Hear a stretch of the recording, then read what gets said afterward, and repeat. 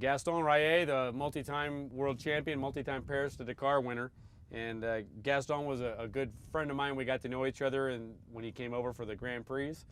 And Gaston, if let me give you the history of him. Even if you don't know him, let me see if I can describe him. Gaston, I'm short. Gaston came up, the late Gaston Rahier, came up to about my nose. He was a real short guy, but he was incredibly fast, and he was the most gregarious Frenchman. He was Pepe Le Pew in motocrosser form, and he could command a room. When he would walk in the room, he would walk in and say, "Oh, okay, Gaston is here. Where are all the good-looking ladies? Because I am here and I am ready for you to come and talk to me. I don't care if you're married, you come and talk to me because I am Gaston."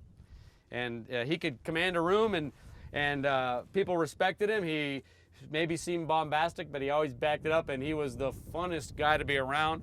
But that guy, when he threw a leg over a bike, was deadly serious. And how I got to really find out about that was he and I,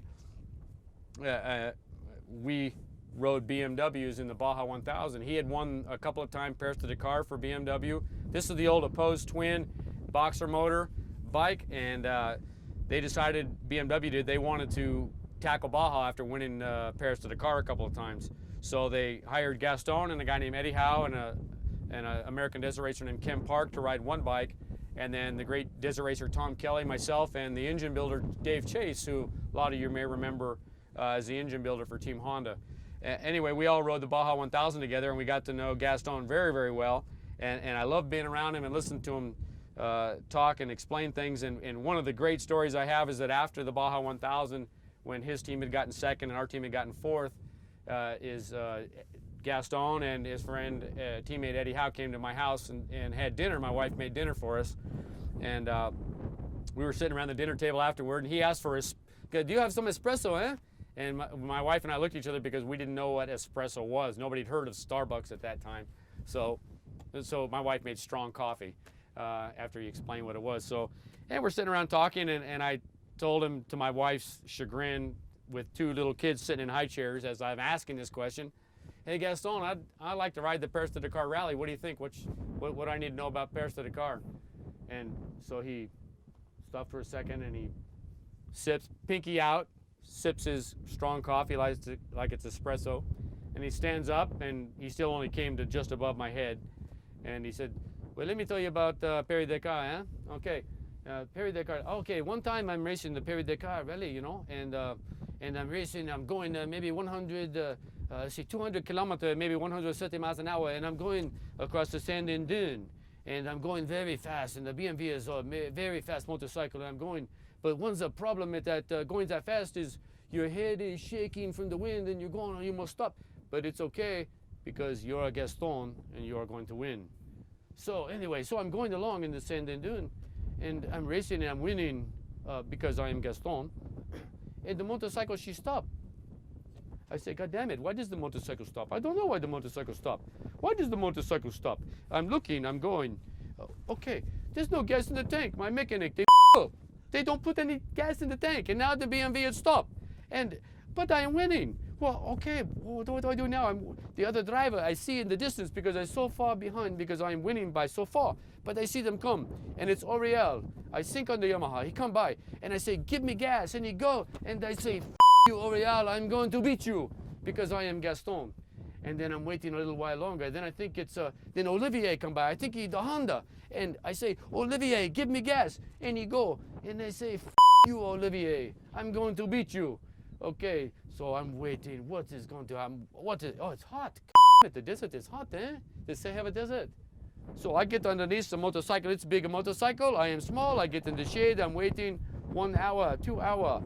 I'm looking. I see my mechanic. They come. They drive. They say, "Oh, what's the matter? Did you fall down?" "No," I say, "I did not fall down. The motorcycle broke because you up.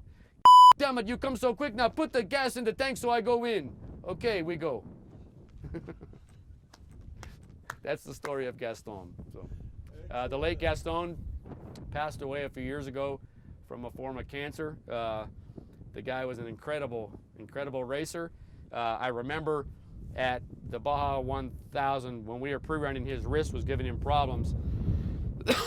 I asked him a little bit about it. He had so many problems with his wrist and had so much problem healing They cut the skin open in his wrist, cut a hole in his stomach, and sewed his wrist to his stomach so the blood would supply the wrist so that the bone would heal, because it couldn't heal.